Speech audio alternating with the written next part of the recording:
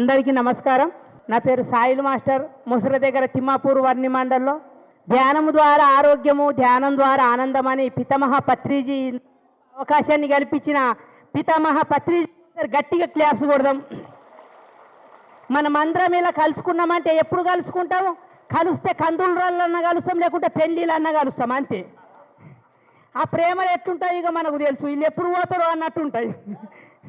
కానీ ఈరోజు మనం ఈ విధంగా కలుసుకున్నామంటే ఇది ఎన్ని జన్మల పుణ్యఫలం అయితే మనం ఇలా కలుసుకుంటాం. కాబట్టి ఎన్ని జన్మల పుణ్యఫలం చేసుకుంటే మనం కలిసిన ప్రేమతోటి, కాబట్టి మన ప్రేమని ఎంత పంచుతే అంత పెరుగుతుంది. ఏం పంచుతున్నామో అది గుర్తుపెట్టుకోండి. ఏది పంచుతే అది పెరుగుతుంది, మంచిదైనా సరే చెడైనా సరే. ఈరోజు నేను ఈ విధంగా ఉన్నా అంటే కారణం ఏంటంటే మనం ఏం పంచుతున్నాం అనేది గుర్తుపెట్టుకోవాలి. అందుకోసమే దృష్టి మారితే సృష్టి మారును, సృష్టి లోపల లోపం లేదు, చూసేది మన దృష్టి లోపల ఉన్నదని మహనీయులు చెప్పిండ్రు. ఒకసారి ఒక గురువు దగ్గర ఒక గుర్రం ఉండేనట. ఆ గుర్రము పచ్చిగడ్డి అయితేనే తింటున్నదట, అరిగడ్డి తింటలేదట. ఎండాకాలము పచ్చిగడ్డి దొరుకుతలేదట, ఎండలకు అన్నీ ఎండిపోయిందట. ఏం చేద్దామని ఆ గురువుగారికి ఏమన్నా సలహా అడిగితే చెప్తాడని గురువుగారి దగ్గరికి పోయి చెప్పిండట. గురువుగారు ఒక గుర్రం ఉన్నది మా దగ్గర, ఎండాకాలం పోయి పచ్చిగడ్డి దొరుకుతలేదు, మరి ఇప్పుడు ఏం చేయాలా? అది పచ్చిగడ్డి అయితే తింటున్నది, ఎండగడ్డి తింటలేదు అంటే ఆ గురువుగారు చెప్పిండట, ఏం లేదు నాయన, గడ్డి వేయకముందు ఆ గుర్రంకు 2 పచ్చత్తాలు కట్టు, అప్పుడు గడ్డి అన్నాడట. ఆ ఎండిపోయిన గడ్డి వేసిన పచ్చిగడ్డి తిన్నట్టు తిన్నాడట. దానికి ఏం కనబడుతున్నది? పచ్చగా కనబడుతున్నది. మనం ఏం మార్చుకోవాలా? మన దృష్టి మార్చుకోవాలా. దృష్టి మారితే సృష్టి మారును, సృష్టి లోపల లోపం లేదు, చూసే దృష్టి లోపల లోపం ఉన్నది. మన దృష్టిని మార్చుకుంటే మన జీవితం అద్భుతంగా ఉంటుంది. కాబట్టి మనం ఏం మార్చుకుంటున్నాము? బాగా ధ్యానం చేస్తున్నాం, కడుపులో తిట్టుకుంటాం, దాని మొదలారా నేను క్షమించదాన్ని, దాంతోటే నా జీవితం నష్టమైపోయింది, వాళ్ళతోటే మా ఇల్లు ఖరాబ్ అయింది, వాళ్ళతోటే నా జీవితం ఇట్లా. ఎందుకంటున్నాము? అన్నీ మనం సృష్టించుకున్నామన్న ఒక్క విషయం తెలుసుకున్న తర్వాత కూడా ఇంకా వాళ్ళని తిట్టుకుంటున్నామంటే మనం ఎక్కడ ఉన్నామనేది గుర్తుపెట్టుకోవాలా, ఏం చేస్తున్నాం అనేది గుర్తుపెట్టుకోవాలా. ఒకసారి ఒక ఆయన ధ్యానం క్లాసు నడుస్తున్నప్పుడు భార్య చెప్పిందట, అక్కడ ధ్యానం చెప్తున్నారు పోయే అంటే ఆయన సగం దారికి వచ్చినాక అన్నాడట, ఏం చేయాలి, నాకైతే ఓపిక లేదు, పొద్దుంతా పని చేసిన కాబట్టి అని. పోయిన తర్వాత ఒక గంట సేపు ధ్యానం చేసిన తర్వాత ఈయన పోయి ఆ గోడ కొరిగిండట. గోడ కొరిగే వారకంటే అది పాత గోడ, ఆ ఎలుక మీదికి వెళ్ళి అంతా ఇట్లా మట్టి రాలుపుతూ ఉన్నదట. ఈయన ధ్యానంలో ఆరాం పండుకున్నాడట, అని నోరు ఆపి ఆ మట్టి మొత్తం నోట్లోనే పడుతున్నదట. ఈ ధ్యానం వాళ్ళు కూడా పొద్దుందాకా భోజనం కాకుండా రాత్రి ఈ ప్రసాదం ఎంత మంచిగా ఉన్నది, ఎంత కమ్మ ఉన్నదని మళ్ళీ సపరిస్తూ ఉన్నాడట. ఇంత తీయగున్నది. ఒక గంట సేపటికి ధ్యానం అయిపోయిన తర్వాత అందరు లేపిండ్రట. లేవు నాయన లేవు అని లేపిన తర్వాత వేరే వాళ్ళు అడిగారట, మరి ధ్యానం మంచిగా ఉన్నదే, ధ్యానం విన్నావు కదా అంటే, ఏం మంచిగా ఉన్నది, అంత మన్నే ఉన్నది అన్నారట. ధ్యానం మన్ను ఉండడేంది, ఇంకా ఉన్న చూడు అని నాలుక చూపించిండట. ఏం తీసుకున్నాడు? ఏది తీసుకుంటే అదే వస్తుందని చెప్పినాం కదా. నీ లోపలికి ఏం తీసుకుంటున్నామో గుర్తుపెట్టుకోవాలా. ఏం తీసుకుంటే అది మాత్రం వస్తుంది. కాబట్టి మన దృష్టిని మార్చుకుంటే సృష్టి మారిపోతుంది. కాబట్టి మనం మార్చుకోవాల్సింది కొన్ని గుణాలు మార్చుకుంటే జీవితం మారిపోతుంది. కాబట్టి ఇంతకుముందు చాలాసార్లు చెప్తా, ఎప్పుడు ధ్యానం చెప్పినా కోపంతో మాట్లాడితే గుణాన్ని కోల్పోతాం, అధికంగా మాట్లాడితే ప్రశాంతాన్ని కోల్పోతాం, అనవసరంగా మాట్లాడితే ప్రేమని కోల్పోతాం, అబద్ధాలు మాట్లాడితే పేరుని కోల్పోతాం అన్నట్టు. ఏం కోల్పోతున్నామో గుర్తుపెట్టుకొని మనం మాట్లాడు. అందుకే ప్రేమతో మాట్లాడు, ఆలోచించి మాట్లాడు, అర్థం చేసుకొని మాట్లాడు, మనసిప్పి మాట్లాడు, ఉన్నది ఉన్నట్టు మాట్లాడు, పూర్తిగిన్న తర్వాత మాట్లాడు, మనసు నొప్పించకుండా మాట్లాడు, మరి తక్కువ మాట్లాడు, అప్పుడు శక్తితో నిండి ఉంటాం.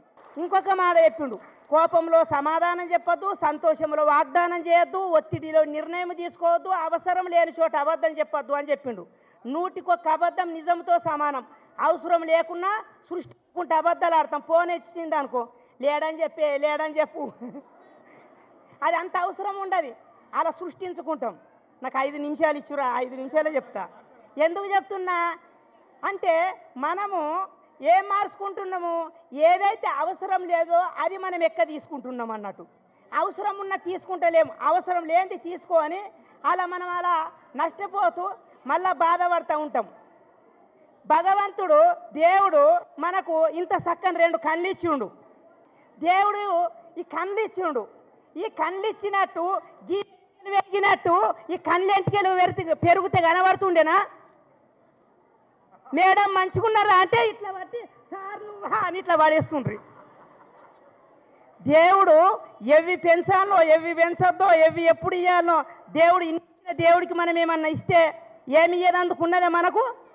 ఇన్ని చేసిన భగవంతుడికి మన లోపల ఉన్న ఆత్మశక్తి కోసము కొన్నేళ్ల నుంచి వెతకంగా ఈరోజు ఈ అవకాశం వచ్చింది, ఈ ధ్యానం.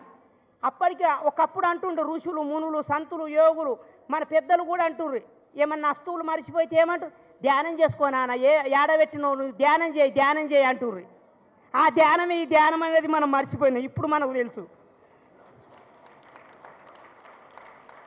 ఆ ధ్యానం ఎప్పుడు వస్తుంది.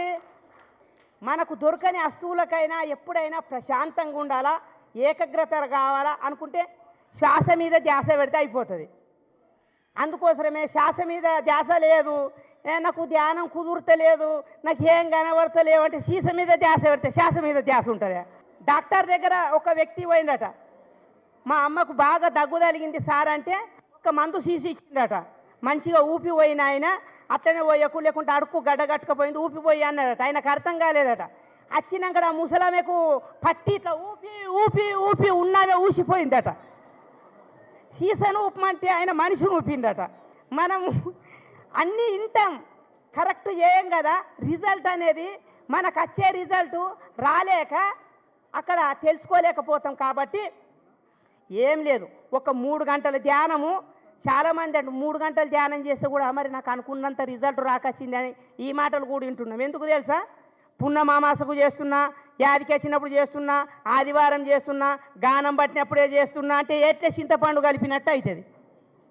గిన్నెలో కలిపితే పుల్లగా అవుతుంది, ఎట్లే కలిపితే అటే కొట్టుకుపోతుంది. దేంట్లో కలుపుతున్నో గుర్తు పెట్టుకోవాలా. ఎంతసేపు చేస్తే సరిపోతుంది? హైదరాబాద్ పోతే 5-6 గంటలు పడుతుంది. కళ్ళు మూసి నాకు ఏం కనబడతలేదు సార్, ఎన్నేళ్ళు ధ్యానం చేయటంటే నేను 11 రోజులు దాటిపోయింది అంటున్నది. ఏళ్ళ కొద్ది చేసిన వాళ్ళకి ఏం కనవలేదు, నీకు 11 రోజులకి ఏం కనబడుతుందమ్మా, ఇంకా పెంచు సాధన అని చెప్పినాం. మళ్ళీ నేనేమనుకున్నా ఇంకా ఎక్కువ సమయం చేస్తుందేమో, 5-6 గంటలు ధ్యానం చేస్తుందేమో అని అడిగా. నువ్వు ఎంతసేపు చేస్తున్నావు అన్న, ఓ 5 నిమిషాలు దాటిపోతుంది అంటున్నది. 5 నిమిషాలకు అంటే విషయం ఒకటే, మన మీద మనకు ధ్యాస, మన మీద మనకు ఎరక, మన మీద మనకు నమ్మకం ఉంటే గొప్ప గొప్ప విజయాలు సాధిస్తాము. ఆరోగ్యంకు మించింది ప్రపంచంలో ఏం లేదు. సంపాదిస్తారు, కష్టపడి సంపాదించిన డబ్బు మొత్తము దారపోస్తాం. దేనికి? సంపద కోసం.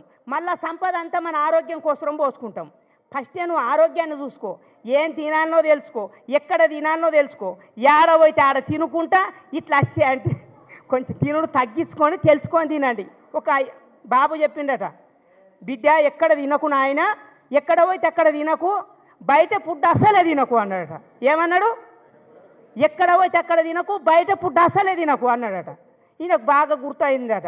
మా డాడైతే ఎక్కడైతే అక్కడ తినకు అన్నాడు, బయట ఫుడ్ తినద్దు అన్నాయి. మంచిగా షాపులకు పోయిందట, సమోసా తీసుకున్నాడట, బయట వద్దన్నాడు. ఇది జర లోపట ఆ సమోసాని పొట్టంతా ఒలిచేసి లోపల ఆలుగడ్డ అంతా తిన్నాడట.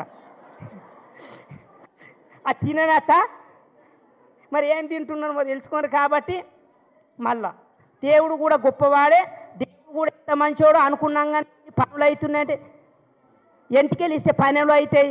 తిరుపతి దేవుడు పనులు మంచిగా చేస్తాడు. దేవుళ్ళు ఎంత గొప్పవాళ్ళు తెలుసా? ఈ ఎంటికెళ్ళి ఇచ్చినా మనకి ఎన్నో పనులు అయిపోయినాయి. సత్యమా కాదా? అది పక్కకి గిడిసబెట్టింది.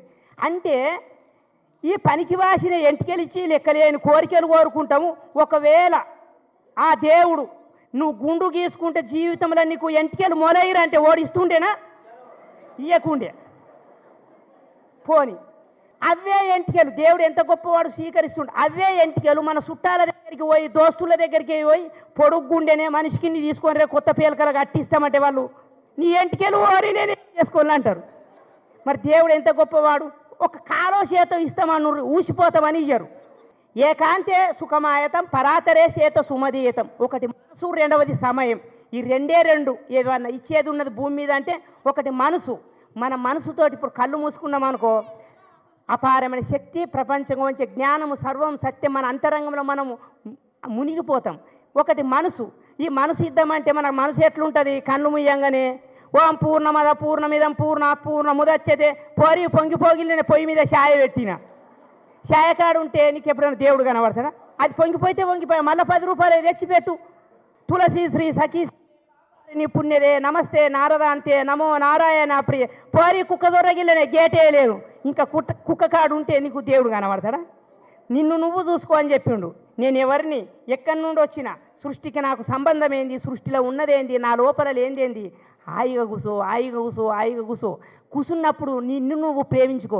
నేను ఎంత హాయిగా ఉన్నా, ఎంత ప్రశాంతంగా ఉన్నా, ఎంత ఆరోగ్యంగా ఉన్నా అంటే పైనున్న దేవతలు వాళ్ళు తదస్తు తదస్తు తదస్తు అంటారు. బాగా గుర్తుపెట్టుకొని ఇక్కడనే మనం మిస్ అవుతాం. నా నొప్పులు పక్కోళ్ళకు చెప్తేనే తెలుస్తాయి, నా బాధలు పక్కోళ్ళకు తెలుస్తేనే చెప్తే. ముఖాల నొప్పులు ఉన్నాయి, కాళ్ళ నొప్పులు ఉన్నాయి, కడుపు నొప్పులు ఉన్నాయి, పక్కోళ్ళకు ప్రచారం చేస్తే అవి వాళ్ళు ఇంకొకళ్ళకు చెప్తారు, వాళ్ళు తదస్తు తదస్తు అంటారు. నీ రోగాలు పోతాయి ఎప్పుడన్నా? పోవు. రోజుకు 3 గోళీలు పుట్నాలు బుక్కినట్టే. పొద్దుగల 3, మధ్యాహ్నం 3, రాత్రికి 3, 9 గోళీలు మింగినాక రోగాలు రాకుంటే ఏమొస్తాయి? డాక్టర్ దగ్గర కుంటుకుంటూ పోతారు. ఇంకా ఎందుకు చెప్తున్నా అంటే మన మీద మనకు నమ్మకం ఉండాలి. ఈరోజు నేను గోల్ లేకుంటే నేను బ్రతకలేనా?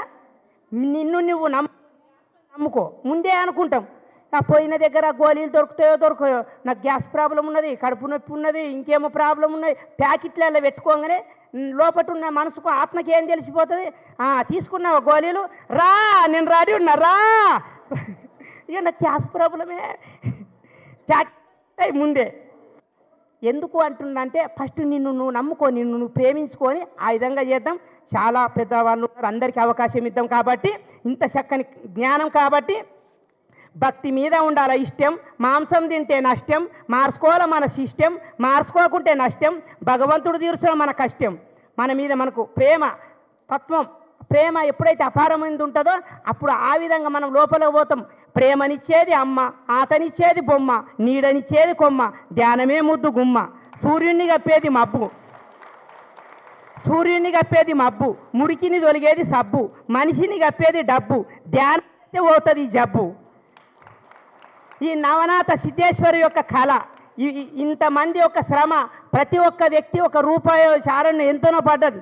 అందరి ఇప్పుడు మనం పోయినాక కూడా ఈ పిరమిడ్ ఉంటుంది. మన పిల్లలకు వాళ్ళకు తరతరాలకు గొప్ప వరం ఇచ్చిపోయినాము. ఆ పత్రిక ఇచ్చిన వరము ఈరోజు మనము ఈ విధంగా వాళ్ళకు రూపాయి జమ చేసి ఈ విధంగా ఇచ్చిన కాబట్టి ఆ శ్రమతోటి ఈరోజు ఆ ఎనర్జీ మన లోపల ఉంటుంది. కాబట్టి ఈ నవనాథ సిద్ధేశ్వరి యొక్క పిరమిడ్ యొక్క కళ దీనికి లేదు నేల, చేయాల ప్రతి వేళ ఆ ధ్యానం యొక్క లీల, చేసే గలగల ప్రభు కార్యముల మిలమిల ఉంటాం. థ్యాంక్ యూ, ధన్యవాదాలు. Thank you.